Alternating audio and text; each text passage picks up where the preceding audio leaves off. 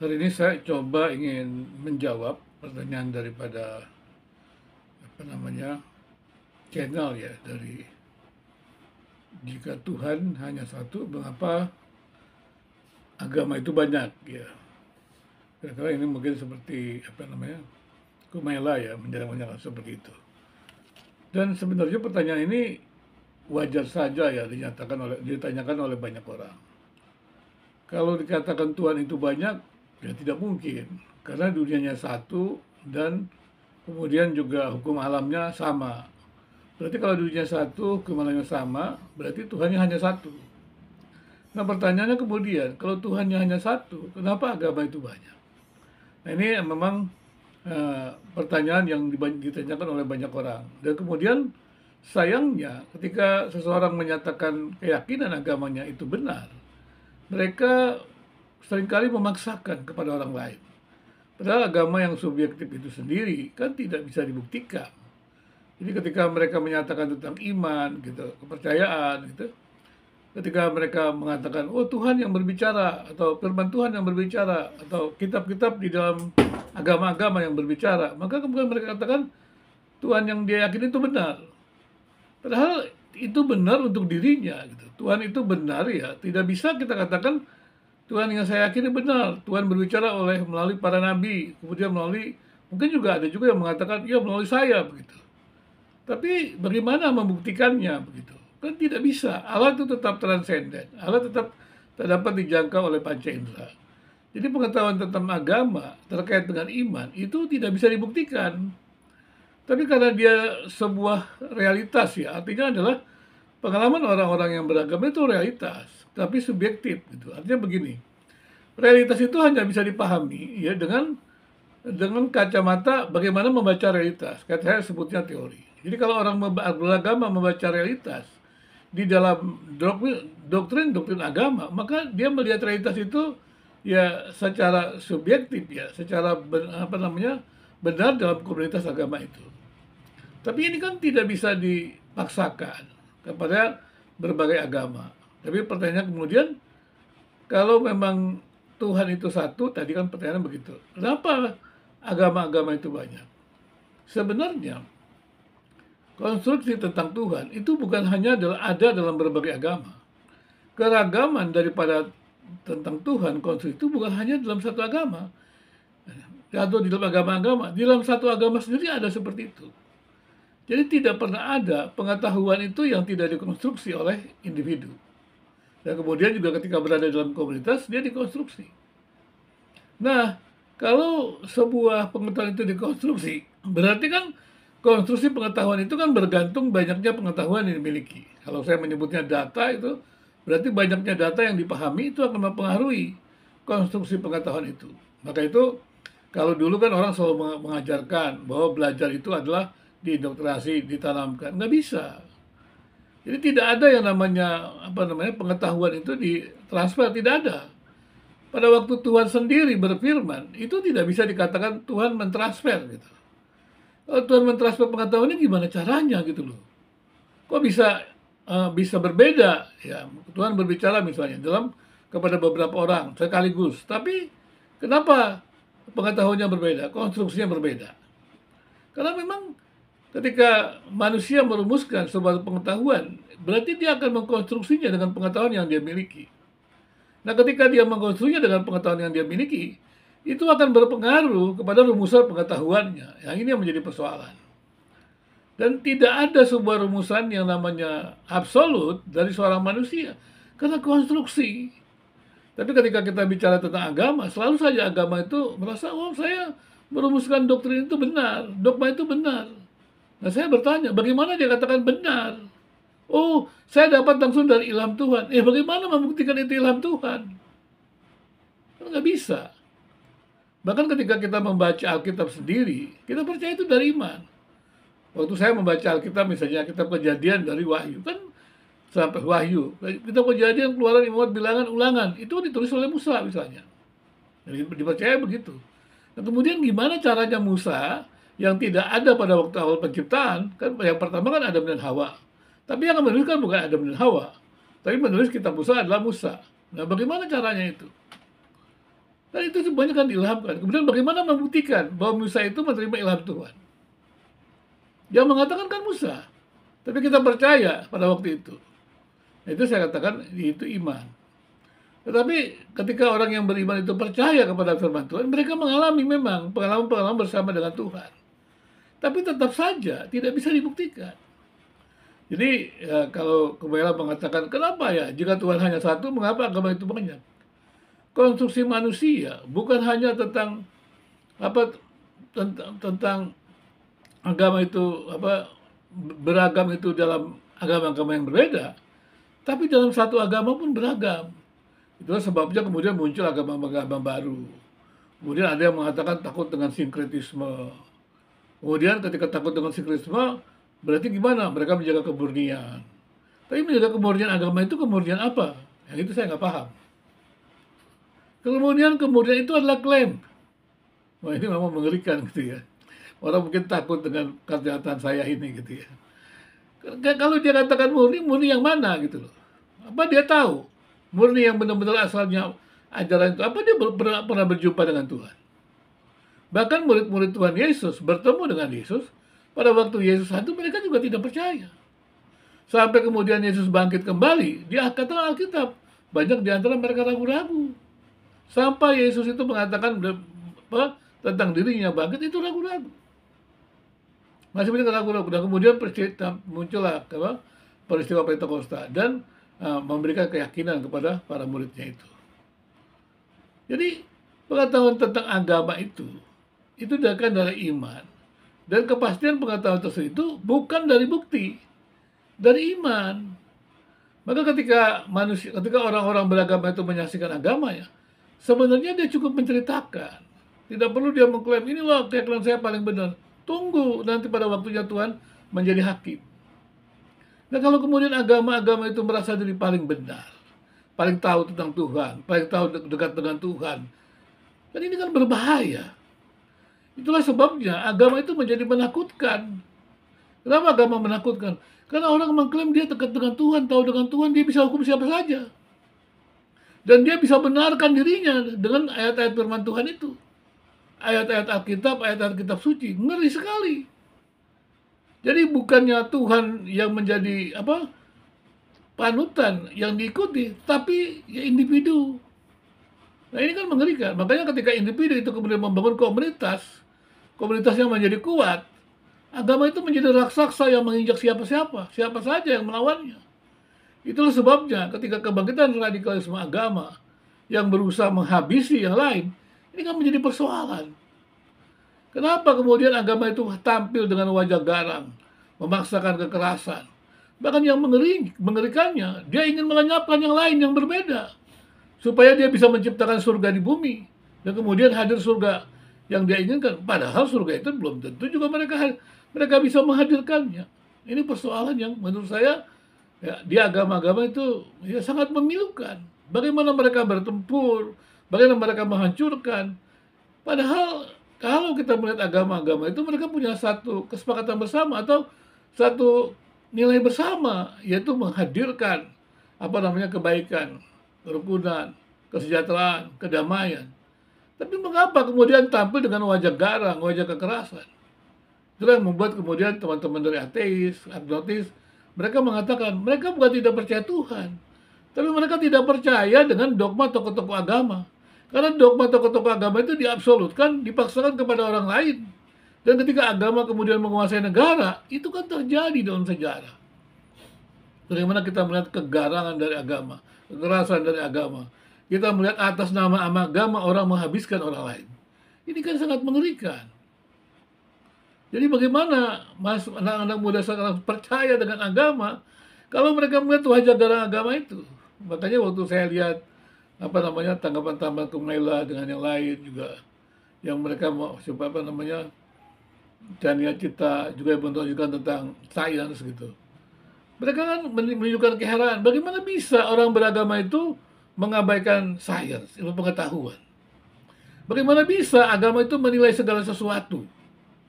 Padahal kan agama hanya membawa orang kepada penglihatan Tuhan, iman itu. Dan dia juga tidak bisa membuktikan. Harusnya kan ketika iman kepercayaan tentang yang maha kuasa itu kemudian dirumuskan untuk menjawab persoalan-persoalan hidup, harus dirasakan dengan ilmu pengetahuan. Karena alam ini kan bisa diteliti. Manusia mempunyai pemikiran alur logis. Alur logis kan dari Tuhan yang mencipta. Kalau manusia bisa berpikir logis, dan kemudian juga kita bisa meneliti alam ini dengan kemampuan logis kita, ya, kemampuan ilmu pengetahuan, mengapa itu tidak disandingkan dengan pengetahuan agama yang kita tahu itu adalah iman? Ya, memang orang-orang dari sains memang tentunya tidak akan bisa menerima yang sesuatu yang tidak bisa dibuktikan. Lagi pula kan percaya kepada sesuatu yang tidak bisa dibuktikan kan memang lucu.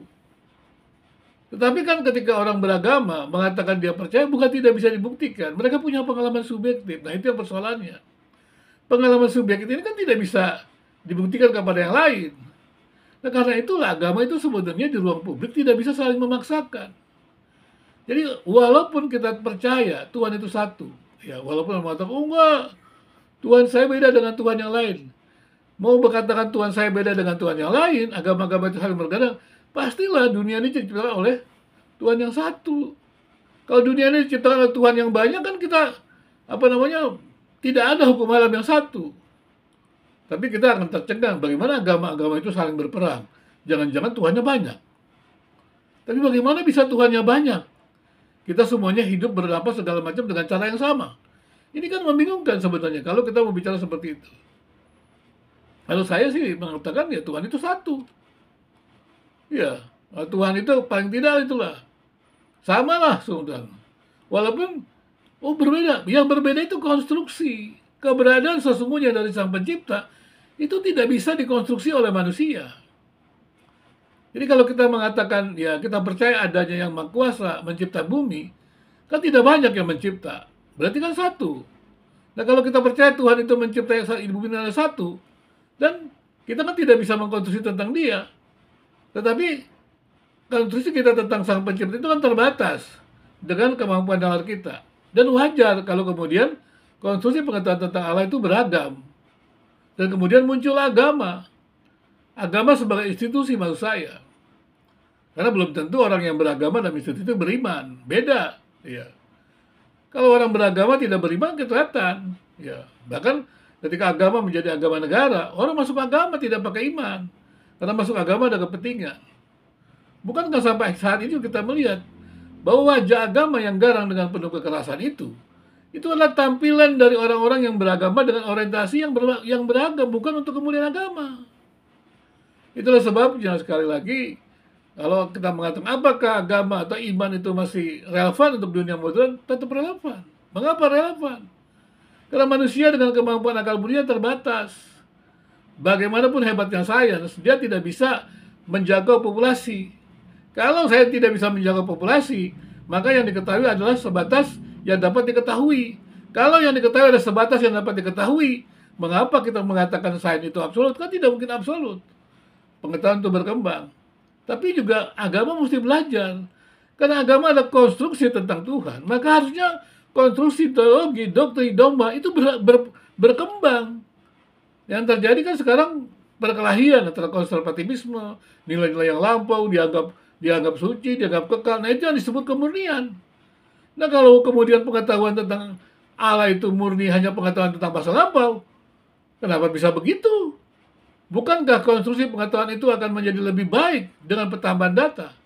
Maka seharusnya doktrin dogma itu berkembang.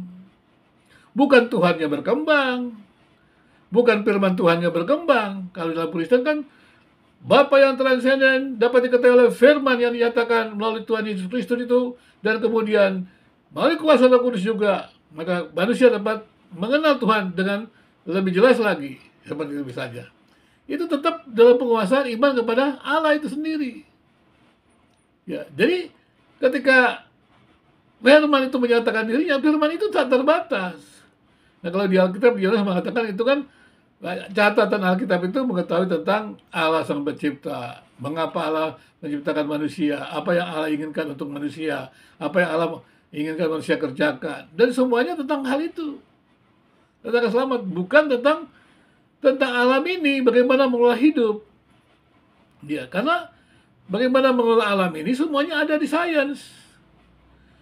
Kenapa ada di sains? Karena itulah manusia punya kemampuan untuk mencerna itu, walaupun tidak absolut. Tetapi juga sekali lagi ketika manusia terbatas di dalam mengusahakan ataupun menjangkau populasi, di situ dia tidak boleh mengatakan tidak ada pengetahuan di luar sains, mitos. Teman dikatakan mitos. Orang sains mengatakan mitos. Ya, kemudian ada mengatakan mitos itu bisa juga menjadi sebuah pengetahuan ketika dapat dibuktikan. Nah, gimana itu? Waktu belum dibuktikan mitos. Begitu ada pengetahuan sains, dianggap itu bukan mitos. Ini kan sebuah perkembangan-perkembangan. Jadi, menurut saya orang beragama tidak perlu memikirkan sains. Orang-orang yang menekankan saya tidak perlu mengatakan agama itu tidak memiliki bukti. Ya, dalam arti kata tidak layak. Bagaimana bisa manusia yang terbatas itu menjawab seluruh hidupnya dengan kemampuan logis yang terbatas? Kan tidak mungkin. Mengapa kita tidak bisa membuka ruang waktu kepada agama, ruang dan waktu kepada agama, bahwa Allah yang transenden itu, yang pencipta itu, bukan hanya bisa menciptakan manusia, dia juga bisa berbicara kepada manusia, menjelaskan dirinya kepada manusia. Dan kemudian tradisi lisan pada awalnya itu yang disampaikan oleh para nabi itu kemudian dicatat. Dan dicatat kemudian bisa dipelajari. Dan dipelajari juga kemudian saat ini dengan teknologi yang begitu luar biasa, kita bisa semua mengetahui data. Berarti semua orang bisa menuju jalan tentang Tuhan itu. Bukan hanya tokoh agama, semua orang sekarang bisa. Karena dunia teknologi yang luar biasa. Nah, ini menurut saya sangat menarik lagi. Sekali lagi saya berpendapat ya, mengapa agama itu beragam, Tuhan itu satu?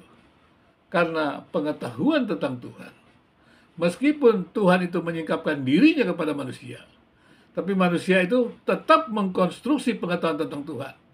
Jadi data yang dia dapat dari penyataan atau pewahyuan tentang Tuhan tetap dikonstruksi oleh pikiran manusia itu dan kemudian menjadi rumusan doktrin dan dogma.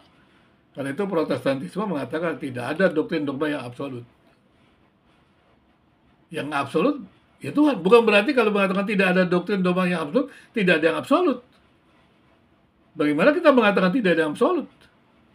Oh, kita juga tidak tahu. Ya, kita terbatas kok mengatakan tidak. Tapi kalau kita tahu yang mencipta kita adalah tak terbatas, absolut, ya ada yang absolut. Tapi yang terbatas, yang dicipta tidak absolut. Berarti kalau kita tahu tidak absolut, maka kita belajar terus. Tapi kalau kita sudah merasa absolut, ya sudah repot. Segala pengetahuan sudah sempurna.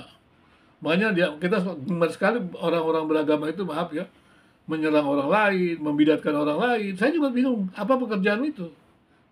Kalau dulu kan ketika agama menjadi agama negara, itu kan membidatkan persoalan negara, bukan persoalan agama sebenarnya. Itu kan politik.